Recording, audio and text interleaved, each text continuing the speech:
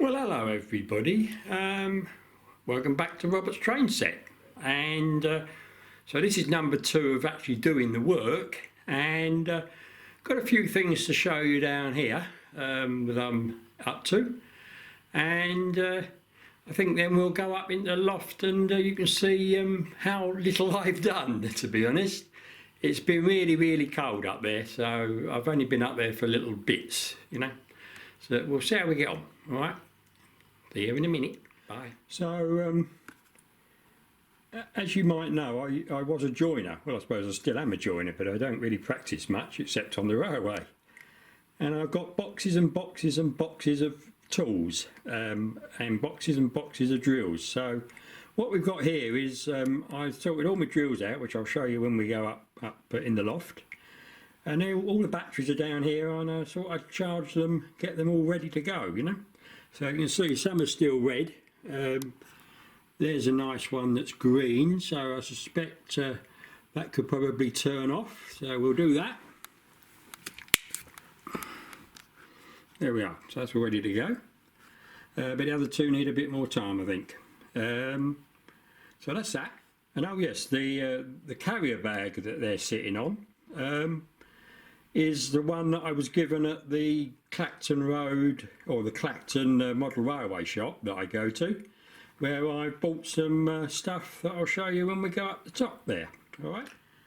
So my plan now is to just spend a little while on the new laptop, probably putting the points into the program, so that if I can't do anything else up there with the iTrains, I can change the points. So we'll see how we go, because I could run the trains manually and then you know, just change the points if I need to, and I can see which one is which, can't I?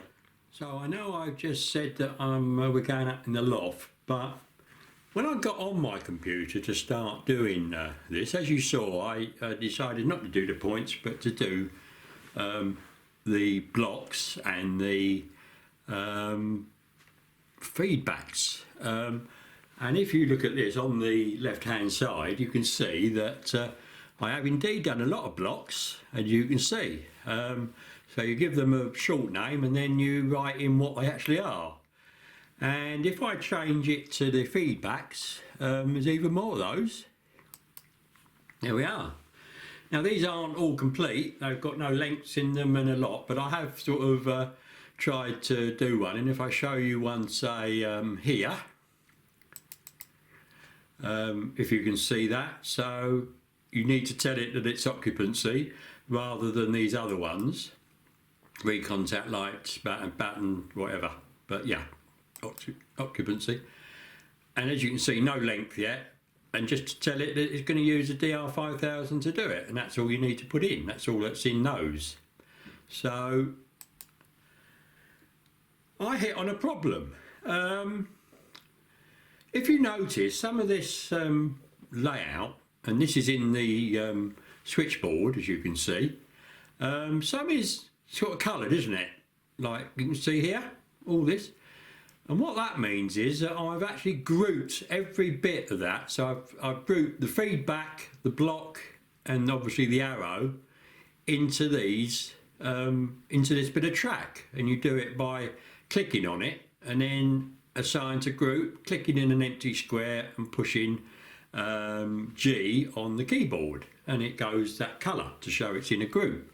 But I hit on a problem. I had to completely not completely redesign it, but if I put one that I took a bit... Okay, let's try it like that. And if you look at that compared to what is there now, you notice that here, you know, it's radically different, isn't it? You know? And the reason for that is that to make a block, you have to basically highlight everything you want in that block. So, for instance, like that. And then click on Assign to Group,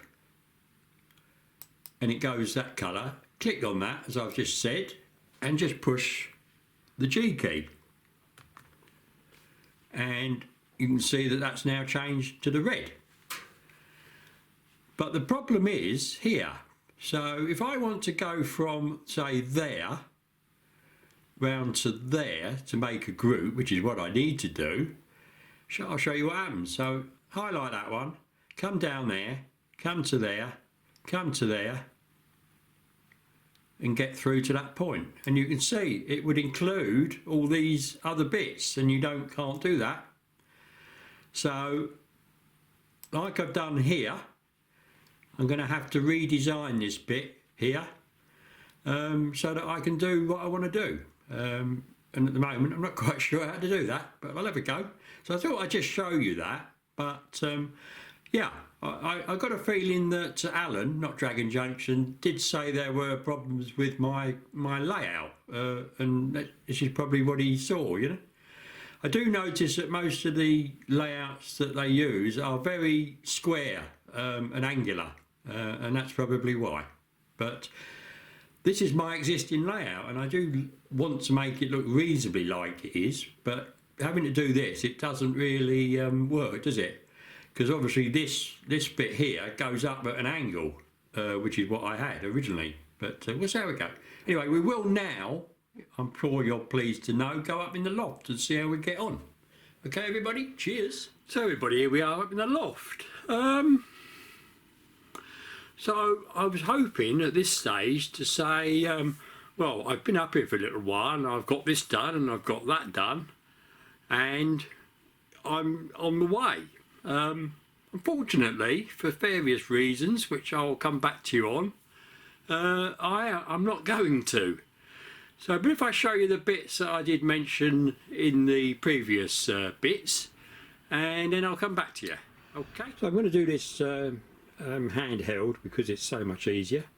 And as you can see, I've now brought up all my chargers that you saw last downstairs, and I've connected the batteries to the various drills, which all work lovely. And I've also got an electric drill, a proper electric drill, for those stubborn holes or the really big holes that I might have to drill. So that's already with an extension lead. So that's all good. And what you're looking at now are all the bits I bought from the Clacton model shop. So I've got 8 second radius curves, 1 curved point and 1 straight point, and about 5, I think, metre or yard rails. Now, except for the points, the other track is Pico, because they didn't have Hornby, and the actual Pico flexible track is a lot better than the Hornby one, and a lot more, far easier to keep straight, which is probably what it's going to do most of the time. So that's that.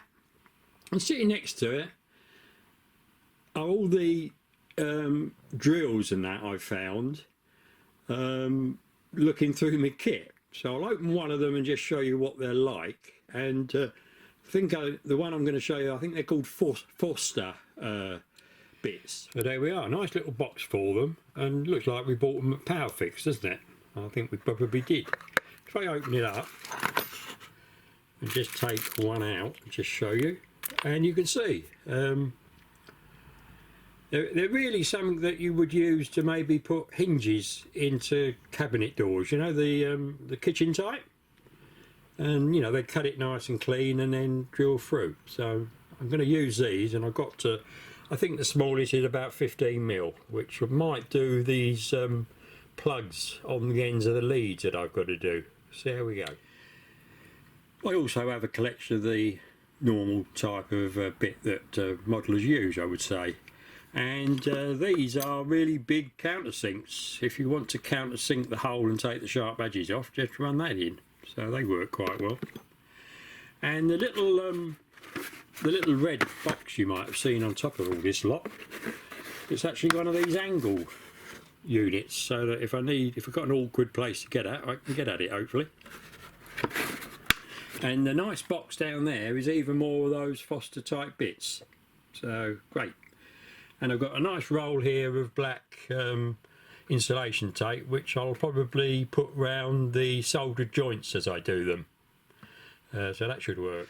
So I've now come over the other side of the layout just to show you where I'm hoping that this connection between the terminal station line and the inside inner circuit will be made. So there's my normal Hornby point that will go there, and then if we go across, the curve point will hopefully go there. Now there's a few problems with this in that the curve on this particular point, and it's the only one that Hornby do, is actually not quite the radius, so there'll be a little bit of fiddling to do with that.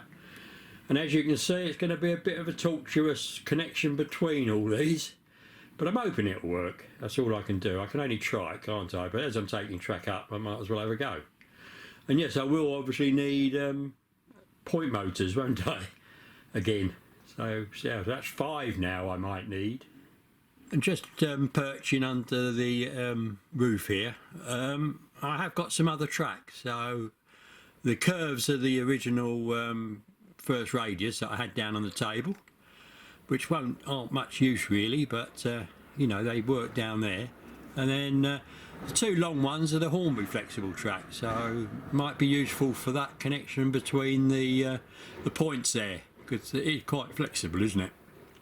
So there we go. So as you can see, all this is still waiting to be installed, but I will get round to it. But I've got something more important to get on with first, I think, downstairs. And it is warmer down there, I must admit. So here we are again. I hope you'll enjoy watching me do this. Hopefully you'll get more enjoyment out of watching me doing it than I will probably doing it, but we'll see how we go. And as you saw, I've got this extra track. I think it makes sense, I would say, to try and minimise all the joints that I can. So I thought it was worth spending, I think it was about £70 for that track and the points, and I'm really pleased that I'm going to do that connection over there, hopefully. Now it will be a bit of a not ideal, shall we say, but I think it's worth having, and it will also help downstairs when I tell you the problems I've got down there. So as you saw, I've got all my drills up here now ready to go. You know, they're all charged up and ready to start drilling, along with all my drill bits that I showed you. I mean, I've collected these over many years as a joiner, you know. I know most people use a speed bit, don't they? You know, the flat one, which works perfectly well, but these do maybe a cleaner cut, shall we say. We'll see how we go. Till I actually do it, I don't know, do I? So we will be up here at some stage, and I will actually start getting those DR5000 and everything set up underneath. But I'll tell you the reason downstairs. But another reason is it's just about 45 degrees up here now. You know, we're talking about 12:30 in the afternoon. So you can see this morning it would have been a lot colder than that. And when I came up here it was about 40. So just opening the hatch and letting all that heat up from the house does help a bit. So we'll go back downstairs, I'm afraid, and I'll tell you my I don't know if it's surprising. It was a very hard decision to make, but I thought I needed to do it. So here we are back downstairs in the lounge dining room, and we'll go to the computer and I'll show you what I've decided to do, basically. It was a big decision, but I honestly didn't see any alternative to what I've decided to do. So let's go and have a look at the computer again. So here we are on the computer screen, and what you're seeing in the right hand side is my original basic layout for Robert's train set. And then I clarified it for this one, as you saw. But I was having to readjust here, wasn't I? And also I needed to adjust over there to be able to get to do the blocks. So if we go from here to Robert's train set, which is this one here, and we go in, that's what I've got now. And it's even worse than that, because if I go down to feedbacks, if you remember, there was a whole row of feedbacks here, wasn't there?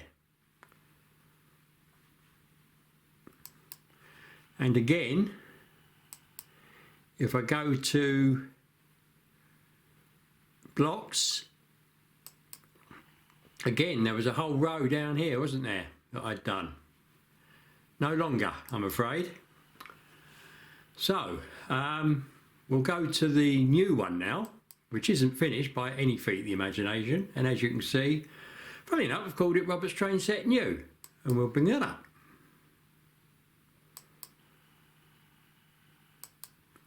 And this is what we've got. I can make it a bit bigger for you. Let's try 100, shall we? There we are. So this is basically the inner loop, the first inner loop, along with the engine shed, the unloading shed and the extra sidings and the terminal station. And as you can see, I've made it very, very, very angular. And I think this is where I went wrong. I think it was a case of trying to run before you could walk. And I designed the layout on this more to suit what was actually in the loft, as opposed to being able to use in I-trains. The one in the Hornby Railmaster, because you don't need to do any of this doing the blocks and incorporating everything into what we said, into groups, it was fine, but it wasn't in I-train. So I took this phenomenal decision to scrub all that I've done there and start afresh. So that's why I'm not going to start up in the loft for a little while. But it is important to get this right, so that the I-trains has got a fair chance of actually controlling the trains. So I've now obviously got to put all the stuff around this and start marking it all up again and doing all those blocks and feedbacks. So bear with me, people, it might take a little while. So I don't think I'm going to do much more on this video. I think I'm going to finish it there. It has been extremely disappointing for me, as you can imagine, but you know, let's get it right. And I hope that if anybody sees this that's thinking of doing this, just have a think and hopefully it'll help them. All right, everybody? So cheers, and I'll see you for the next one.